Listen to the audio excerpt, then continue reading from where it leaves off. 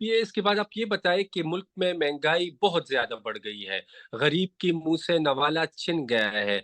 आपकी पार्टी के पास ऐसा क्या प्लान होगा कि ये गरीब को आप गुर्बत की सतह से ऊपर लेके आ जाए और उनको 2 वक्त की रोटी मिल जाए? देखें, उसके लिए तो जितनी शाखर्चियां हैं और जितने ऊपर वाले वसाइल हैं, जो बाहर बाहर के वसाइल हैं, जिनका पाकिस्तानी कौम की खिदमत के लिए, मुल्क की खिदमत के लिए जिनका कोई काम नहीं, लेकिन अफराद और शख्सियात को परवान चढ़ाने के लिए, अकरबा परवरी को और रिश्तेदारों को और जनाब प्रोटोकॉल्स को, इनको भी खत्म करना पड़ेगा। और पाकिस्तानी कौम को मजीद रोजगार फराहम करने के तरीके नए लाने पड़ेंगे। ये दोनों चीजें बराबर चलेगी तो हम कहें कि सिर्फ प्रोटोकॉल खत्म करने से मुल्क की मसाइल हल हो जाएंगे, तो ये भी मुमकिन नहीं है। और ये कहें कि सिर्फ जनाब वो जो है उनको रोजगार के मौके फराहम करने पड़ेंगे। और रोजगार के तरीकाकार जो पाकिस्तान के अंदर है, वो आईटी का शोबा है, वो ज़राअत का शोबा है। बहुत सारे ऐसे शोबे हैं जिनके अंदर काम करने की जरूरत है। इस वक्त हमारे हमसाया ममालिक अरबों अरब जो अपनी जो मीशत है उसके अंदर वो आईटी के शोबे से ला रहे हैं, तो हम क्यों नहीं ला सकते? पाकिस्तान में बहुत ज्यादा नौजवानों के अंदर पोटेंशियल है। यहाँ पर तकरीबन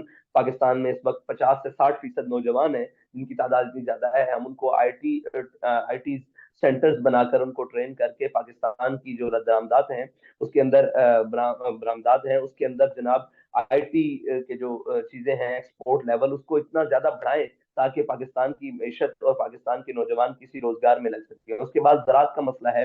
अब देखें, किसान जो गरीब हैं उनको इस वक्त वो क्या कहते हैं, डीएपी नहीं मिल रही, उनको यूरिया नहीं मिल रहा, उनको खाद नहीं मिल रही, उनको पानी बराबर नहीं मैसर आ रहा। बड़े बड़े जागीरदार और जनाब वडेरे, उनकी खुश्क जमीनें भी आबाद हो गई। और जो जनाब पाकिस्तानी किसान है, जो जो अपनी मेहनत और खून पसीने से पाकिस्तान को फसलें फराहम कर रहा है, सर्दी और गर्मी की परवाह किए बगैर इस वक्त वो इंतहाई मेहनत कर रहा है, उनके बड़े खास जनाब अकरबा परवर और जनाब उनके ऊपर लगा दिए जाते हैं, उनको उनके वसाइल फराम किए जाए और वसाइल की आदिलाना तकसीम जो है वो नीचे तक लाई जाए, ताकि गरीब कौम को रोटी भी मुयसर आ सके और उनको कम अज कम रहने के लिए कोई आसाइश और आरामदेह जगह भी मुयसर हो सके।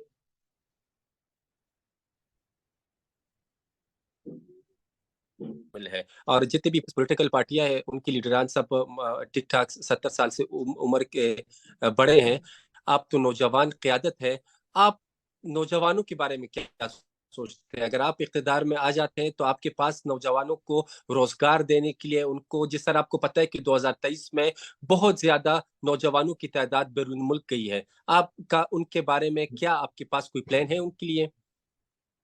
जी, ये देखें, ये कहा जाए कि बैरून मुल्क नौजवान ना जाए तो ये भी गलत बात है। इस वक्त पाकिस्तान के अंदर 2030 तक बेबी बूम आने वाला है। इतना बड़ा बेबी बूम आएगा जो पाकिस्तानी रियासत के लिए एक दर्द सर बन जाएगा।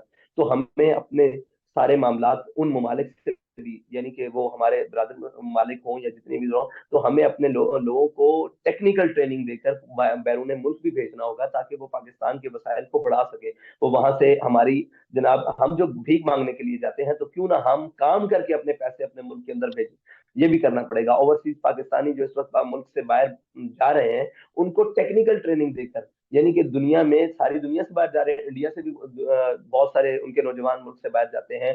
मतलब कोई ऐसा मुल्क नहीं है जहां से लोग रोजगार कमाने बाहर नहीं जाते, लेकिन वो उनको टेक्निकल ट्रेनिंग पे देने जाते। हमारा फिर वही नौजवान बाहर जा रहा है मजदूरी करने के लिए, उसकी उम्र 22-23 साल है, 20 साल है, 25 साल, बैसियत मजदूर जा रहा है, बैसियत लेबर वर्कर ये जा रहा है। अगर हम उन्हें टेक्निकल ट्रेनिंग देकर जाएं, उनकी जनाब एक्सपर्टीज बढ़ाएं, उनकी किसी ना किसी शोबे से उनको मुंसलिक करके भेजें, तो वो दुनिया में जहां भी कहीं जाएं अच्छा रोजगार कमा सकें और बाइज्जत रोजगार कमा सकें। और दुनिया में पाकिस्तानियों की, आपको पता है अल्हम्दुलिल्लाह, पाकिस्तानी कौम एक ऐसी कौम है जिसको दुनिया की तमाम कौमें ये मानती हैं कि ये बाहुनर भी हैं, बाशऊर भी हैं और ताकतवर भी हैं, और इनके अंदर सीखने और सिखाने की और करने और काम करवाने की दोनों सलाहियतें बदरजा अतम दूसरों से मौजूद है। तो इन सारी, इनको टेक्निकल ट्रेनिंग्स और इनको उन शोबों के अंदर बाहुनर करके हुनरमंद बनाकर दुनिया से भेजा जाए। इसके ऊपर एक बाकायदा पूरी वजारत कायम की जाए।